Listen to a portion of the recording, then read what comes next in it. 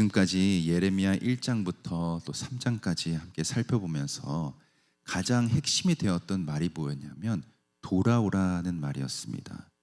하나님은 예레미야를 통해 끊임없이 말씀을 전하셨는데 이스라엘 백성들이 이제 그만 우상을 버리고 하나님께로 돌아왔으면 좋겠다는 것이었습니다.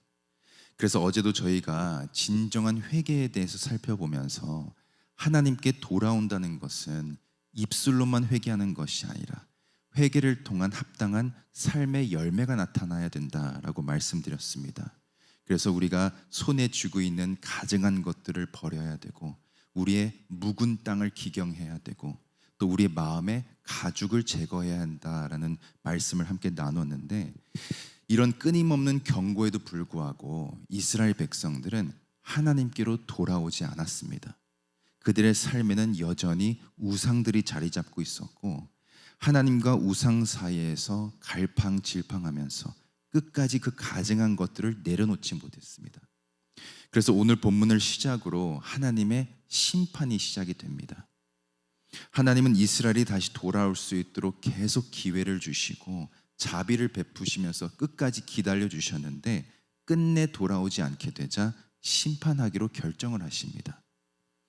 여러분, 우리가 부모와 자녀의 관계를 생각해 보면 부모가 자녀에게 어떤 잘못을 가르치고 그 잘못을 고치라고 말해주는데도 자식이 그것을 고치지 않고 부모의 말을 거역하게 되면 부모의 입장에서는 다른 훈계의 방법을 사용할 수밖에 없습니다. 그것은 자녀를 미워하거나 자녀를 싫어해서가 아니고 자녀가 더 잘 되기를 원하는 부모의 마음입니다. 하나님과 이스라엘 백성의 관계도 마찬가지였습니다.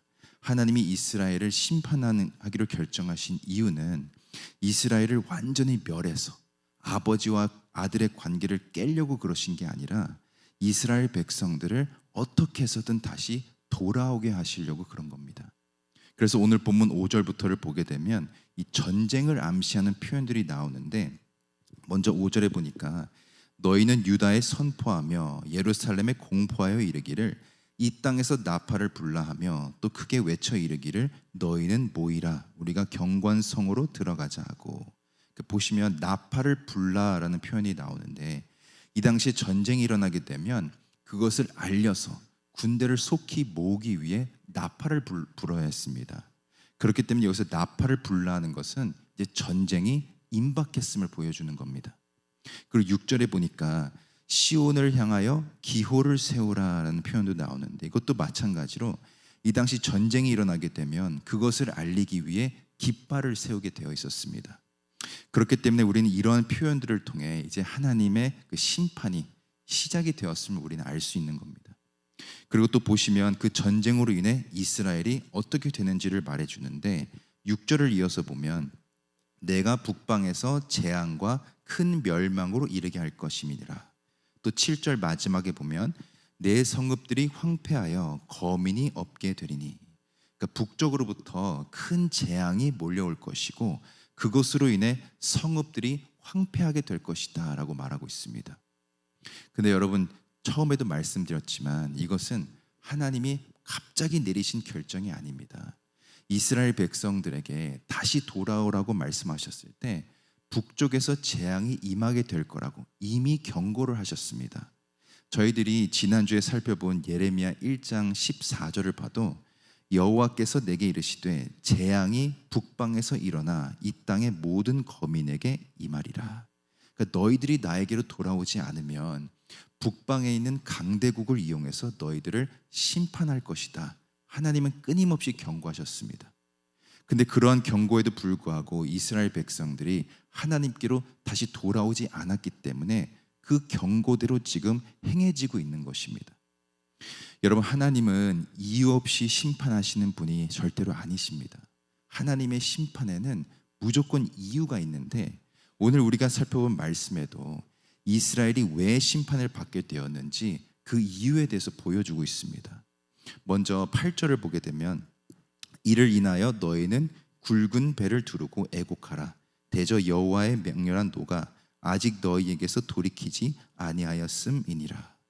보시면 너희는 굵은 배를 두르고 애곡하라라고 나오는데 이게 무엇을 의미하냐면 이 심판으로 인해 너희가 굵은 배를 두르고 애곡하게 될 것이다 라고 말해주고 있는 겁니다. 그 뜻은 하나님께서 이 심판을 주신 이유는 너희들이 이 심판으로 인해 굵은 배를 두르고 애곡하기를 원하시기 때문이라는 겁니다. 그렇다면 우리가 이것을 조금 돌려서 생각해 보면 만약에 그동안 이스라엘이 굵은 배를 두르고 하나님한테 애곡하며 지냈으면 하나님이 그들을 심판하셨을까 우리가 생각해 볼 수 있는 것입니다. 그렇기 때문에 하나님이 그들을 심판하기로 결정하신 이유는 그동안 이스라엘 백성이 굵은 배를 두르고 애곡하지 않았기 때문이라는 겁니다. 하나님은 그들이 굵은 배를 두르고 애곡하면서 하나님께 다시 돌아오기를 원하셨는데 그들의 삶 가운데 그러한 모습이 전혀 보이지 않았기 때문에 심판을 통해 그것을 하도록 만드셨다는 겁니다.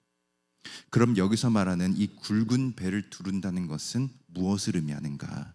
당시 굵은 배는 애통할 때 입었던 옷이었습니다. 특별히 자기 죄에 대해서 회개하면서 애통할 때 입었던 옷이었는데 그러다 보니까 이 굵은 배가 상징했던 것이 있습니다. 바로 자기 부인을 상징했습니다. 끊임없이 튀어나오는 자기의 옛 모습과 또 자기의 옛 습관들에 대해서 애통해야 하는 마음으로 회개하고 자기 자신을 철저히 부인하기 위해 이 굵은 배를 입었다는 겁니다. 하나님은 이스라엘한테 붙들고 있는 우상 버리고 너희들의 그 탐욕과 정욕을 부인하라고 말씀하셨는데 이스라엘은 끝내 그것을 하지 못했습니다. 자기 안에 있는 죄에 대해서 애통해하거나 통곡하거나 회개하는 것이 아니라 그냥 방치해 놓았기 때문에 하나님이 그들을 심판하신 겁니다.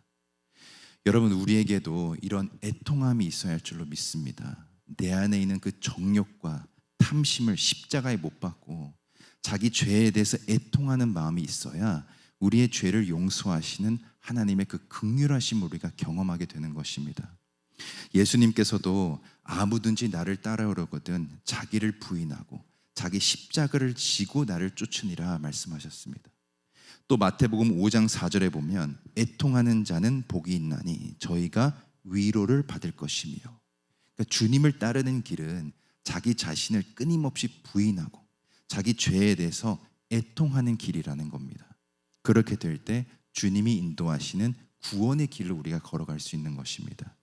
그래서 오늘 본문 14절에도 예루살렘아 내 마음의 악을 씻어버리라 그리하면 구원을 얻으리라. 그러니까 마음의 악을 씻어버리기 위해 애통해하면서 간절히 회개하게 될 때 구원의 길을 갈 수 있는 겁니다. 두 번째는 이스라엘이 왜 심판을 받게 되었는가? 9절을 다시 읽어보면 나 여호와가 말하노라 그날의 왕과 방백들은 실심할 것이며 제사장들은 놀랄 것이며 선지자들은 깜짝 놀라리라. 보시면 그날의 왕과 방백들은 실심할 것이다 말하고 있는데 나라가 멸망하는 것을 보고 나라의 지도자들이 크게 낙심하게 될 거라고 말해주고 있습니다. 그리고 이어서 제사장들은 놀랄 것이며 선지자들은 깜짝 놀라리라. 왜 우리에게 이런 고난이 찾아오는 걸까? 종교 지도자들이 놀랄 것이다 말씀하고 있습니다. 여러분 우리가 지금까지 살펴본 말씀을 보면 하나님이 끊임없이 경고하시고 다시 돌아오라고 지속적으로 말씀하셨는데 나라의 지도자들도 그렇고 심지어 종교 지도자들까지 하나같이 다 영적으로 둔했다는 것을 지금 보여주고 있습니다. 자기들이 지은 죄 때문에 지금 하나님이 그들을 심판하고 있는데 그것을 전혀 알아채지 못하고 오히려 깜짝 놀라는 모습을 보여주고 있습니다. 그러니까 다시 돌아오는 하나님의 말씀에 전혀 귀를 기울이지 않았다는 겁니다. 이것은 이스라엘 백성들도 마찬가지였습니다. 10절에 보면 중간에 주께서 진실로 이 백성과 예루살렘을 크게 속이셨나이다 이르시기를 너희에게 평강이 있으리라 하시더니 칼이 생명에 미쳤나이다. 당시 하나님이 전한 메시지는 돌아오지 않으면 재앙이 올 거라는 메시지였는데 이스라엘 백성들은 하나님 말씀에 귀를 기울이지 않고 거짓 선지자들의 말에 귀를 기울였습니다. 당시 거짓 선지자들이 했던 말은 너희들이 아무리 죄를 짓고 잘못을 하고 우상을 섬겨도 결국 하나님이 평강을 줄 거니까 걱정하지 말라는 말이었습니다. 어떤 말씀이 진짜 하나님의 말씀인지 그들은 분별하지 못했다는 겁니다. 그래서 오히려 거짓 선지자들의 말처럼 평강이 찾아올 거라고 굳게 믿고 있었는데 바벨론이 갑자기 쳐들어오게 되니까 되려 하나님한테 하나님 평강이 올 거라고 하지 않았습니까? 왜 전쟁이 일어나고 있습니까? 왜 우리를 속이셨습니까? 오히려 불평하고 있는 것을 볼 수 있습니다.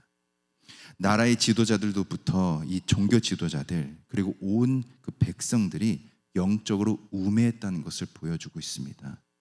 여러분, 어두움은 빛이 오면 순식간에 사라지게 되어 있습니다. 그렇기 때문에 영적으로 어둡고 우매했다는 것은 그들 안에 빛이 없었다는 것을 의미합니다. 그들 안에 하나님이 없고 온갖 우상들이 자리 잡고 있었기 때문에 들려오는 하나님의 말씀을 듣지 못하고 거짓 선지자들의 말만 들렸다는 것입니다. 여러분, 복음서에 보면 예수님께서 나는 세상의 빛이니 나를 따르는 자는 어둠에 다니지 아니하고 생명의 빛을 얻으리라 말씀하셨습니다. 영적으로 우매하고 어둡지 않기 위해서는 늘 빛으로 오신 예수님으로 충만해야 하는 것입니다. 진리의 말씀으로 나의 영의 양식으로 삼고 날마다 주님 안에서 거하는 삶을 우리가 살게 될 때 영적으로 깨어있는 인생이 되는 것입니다. 사랑하는 성도 여러분, 하나님은 우리에게 끊임없이 기회를 주시는 분이시고 날마다 하나님께로 돌아오기를 바라시는 분이십니다. 근데 우리가 하나님의 마음을 깨닫지 못하고 우리 죄에 대해서 애통함도 없고 영적으로 어두운 상태가 되면 멸망의 길을 갈 수밖에 없고 결국 하나님의 심판을 받아야 하는 입장이 되는 것입니다. 바라옵기는 우리 모두가 오늘 말씀을 잘 기억해서 자기 죄에 대해서 애통해하면서 자기 부인의 삶을 살아가고 빛으로 오신 예수님으로 충만한 인생이 되어서 날마다 구원의 기쁨을 누리고 맛보는 인생이 될 수 있기를 소망합니다. 오늘도 그런 은혜가 우리 모든 성도님들에게 임하시기를 예수 그리스도 이름으로 간절히 축원드립니다. 함께 기도하겠습니다. 사랑의 하나님, 오늘도 말씀을 통해 은혜 주시니 감사합니다. 저희들 날마다 하나님과 친밀한 관계 맺고 하나님께로 돌아가는 인생 되기를 원하오니 우리 죄에 대해서 애통해할 수 있는 마음 허락하여 주시고 오직 예수로 충만한 저희들 되게 하여 주옵소서. 그리하여 날마다 구원의 기쁨과 감격을 누리며 주님 안에 거하는 삶이 되게 하여 주시고 그 믿음으로 그 기쁨으로 날마다 승리하는 저희들 되게 하여 주옵소서. 오늘도 하나님의 자녀로 살아가는 권속들 붙들어 주셔서 좌로나 우로나 치우치지 않게 하여 주시고 천군 천사로 보호하여 주셔서 믿음으로 넉넉히 이기고 승리하는 하루 되게 하여 주옵소서. 특별히 몸이 아파서 또 영적으로 힘들어서 신음하는 성도들이 있습니다. 친히 찾아가 주셔서 그 몸에 안수하여 주시고 머리부터 발끝까지 온전히 회복되고 치유되는 역사가 있게 하여 주옵소서. 오늘 하루도 하나님께 모든 것 맡겨드리며 살아계신 예수 그리스도의 이름으로 간절히 기도드립니다. 아멘. 주기도문으로 기도회를 마치겠습니다. 하늘에 계신 우리 아버지여, 이름이 거룩히 여김을 받으시오며 나라의 임하옵시며 뜻이 하늘에서 이루어진 것 같이 땅에서도 이루어지이다. 오늘날 우리에게 이루어할 양식을 주옵시고 우리가 우리에게 죄진 자를 사하여 준 것 같이 우리 죄를 사하여 주옵시고 우리를 시험에 들게 하지 마옵시고 다만 악에서 구하옵소서. 대개 나라와 권세와 영광이 아버지께 영원히 있사옵나이다. 아멘.